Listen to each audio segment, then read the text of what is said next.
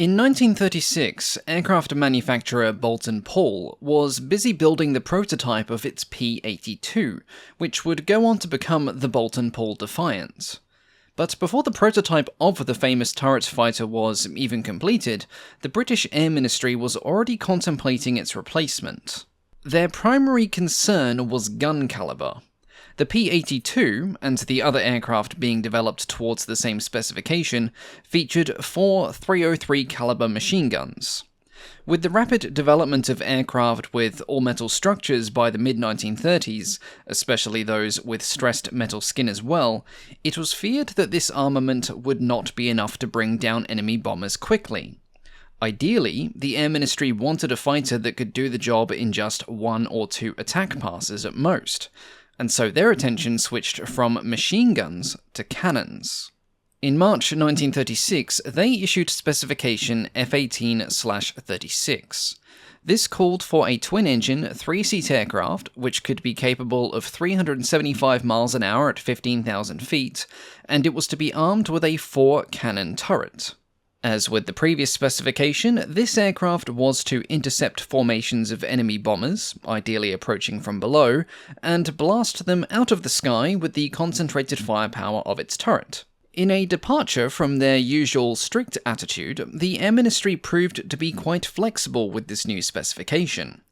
In discussions with several manufacturers, ideas were put forward for numerous alterations that, on paper at least, the Air Ministry was mostly happy to oblige. Discussions were made on the benefits of 23mm cannons in place of 20mm cannons, a suggestion put forward by Hugh Dowding.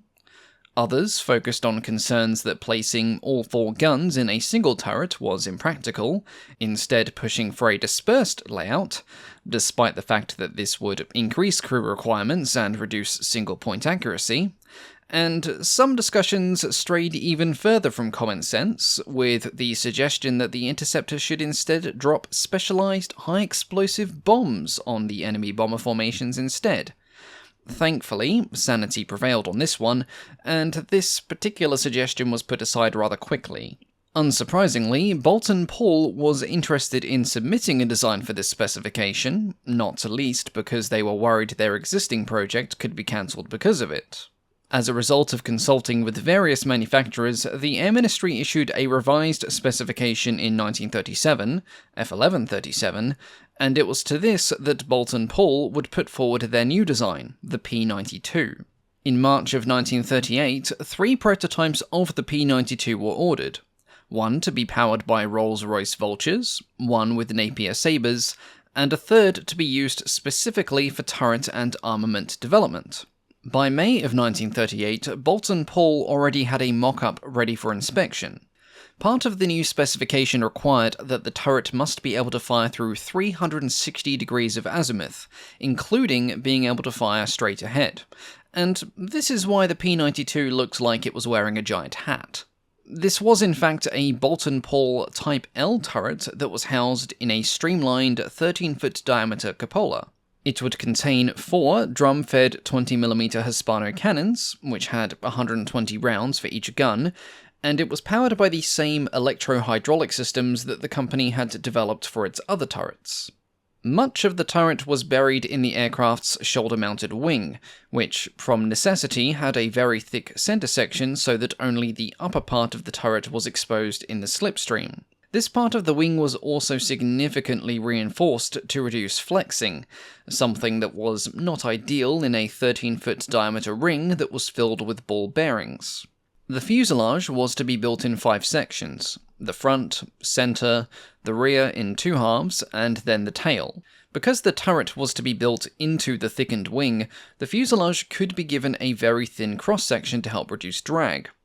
Unfortunately, this, in combination with a few other things, would make the aircraft a nightmare from the points of crew comfort, and indeed crew safety. The P-92 was to have a crew of 3, a pilot, a gunner, and a navigator.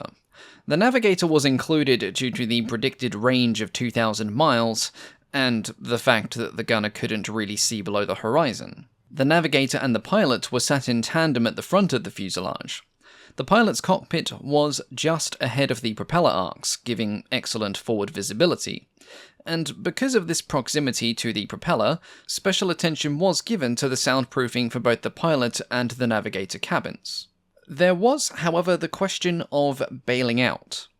The pilot could jettison the canopy and jump out the normal way, but the proximity of rapidly spinning metal blades meant that an alternative solution was desired. Unfortunately, the alternative was equally unpleasant. Instead, the pilot could tilt his seat back by 110 degrees and slide out of the bottom of the aircraft upside down and backwards. This was not only a nauseating experience, and not too dissimilar to a means of egress later found in the TV show Thunderbirds, but in testing it revealed a very high risk of head injury. This risk was deemed acceptable, and to be fair, there was little alternative in the age before the ejection seat, and this interesting addition to the prototype was approved. Before construction of the prototypes had properly begun, it was decided that such an aerodynamically unique airframe required substantial wind tunnel testing. Boulton-Paul did not have a suitably large wind tunnel for such a task, and so they built a 2 to 7th scale model for the Royal Aircraft Establishment's wind tunnel instead. These tests were carried out between March and September of 1939, during which time tentative construction work had also begun on the first two prototypes. It was found that turning the guns outboard when elevated above 45 degrees created substantial amounts of drag, but determining the exact effects was difficult, and so to further explore this problem, a 1/2 scale flying replica of the aircraft was to be built. As Boulton-Paul were no longer equipped to build wooden aircraft, and as a lot of their manpower was now wholly taken up with the P-82 Defiant, construction of this test aircraft was given over to Heston. Known as the P-92/2, it was built with an all-wood structure, with a ply monocoque fuselage. It had a fixed undercarriage for simplicity, it was powered by 130 horsepower Gypsy Major engines, and the gun turret was represented by a plywood hump, though no dummy guns were installed. Unfortunately, building a 1/2 scale version of the aircraft presented a litany of problems that delayed the whole enterprise. Not the least was the problem of finding a half-scale pilot. Installing the required instruments, flight testing, and camera equipment meant that various holes had to be cut into the monocoque, which wasn't exactly good for its structural integrity. Modifying the engine nacelles presented both heating and maintenance difficulties, and then there was the problem of safety.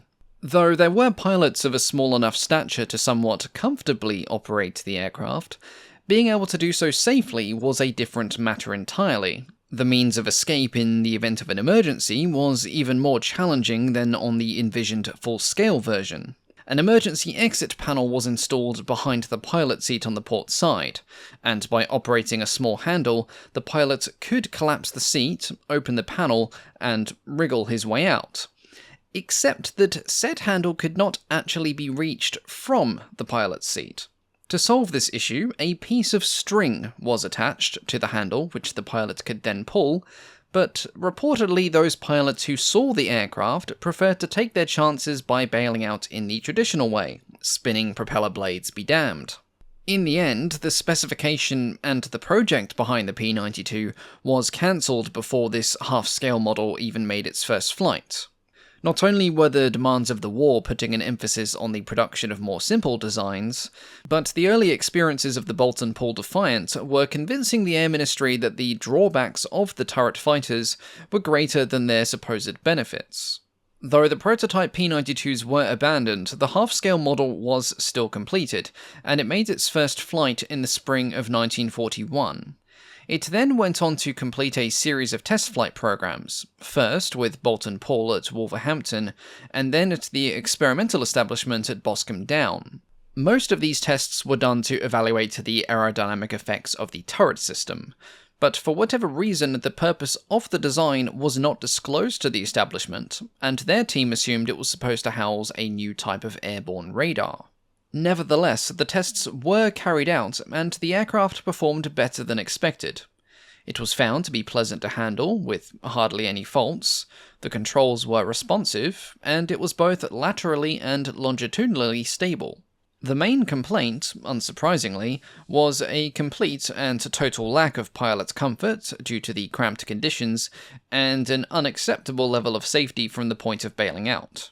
Additionally, though the aircraft was quiet enough, it was thought that the proposed soundproofing would have been totally inadequate for the full-scale version. Plans had been put in motion to install a powered dummy turret, complete with fake guns as well, for further aerodynamic testing, but as the proposed timeline for all of this was predicted to be at least a year, 6 months to build and then another 6 to iron out the various problems, this final project was dropped, and at some point in late 1941, the aircraft was broken up for scrap.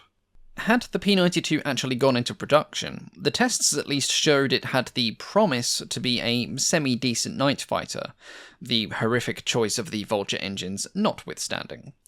But as it was, the Boulton-Paul Defiant would be the company's only major design to see wartime service, and indeed they would not produce another design until after the Second World War had ended. The only thing that came somewhat close to what the P-92 could have been was the Northrop P-61 Black Widow, though it differed from the P-92 in a number of ways. But the story of the P-61 is one for another day. As always, thank you all so much for watching, and a big thank you, of course, to the patrons. Have you ever had one of those weeks where just everything goes wrong? Well, that was me this week, so if I sound a bit tired today, that is because I am actually mentally clocked out, and I am now going to go and consume my body weight in snacks. A big thank you, of course, to our Wing Commander tier patrons, our highest tier members, and the latest video poll is now actually up over on Patreon, so please don't forget to submit your vote on our next special video topic. But that is all for today. Thank you all so much for your continued support, and I will catch you all next time. Goodbye.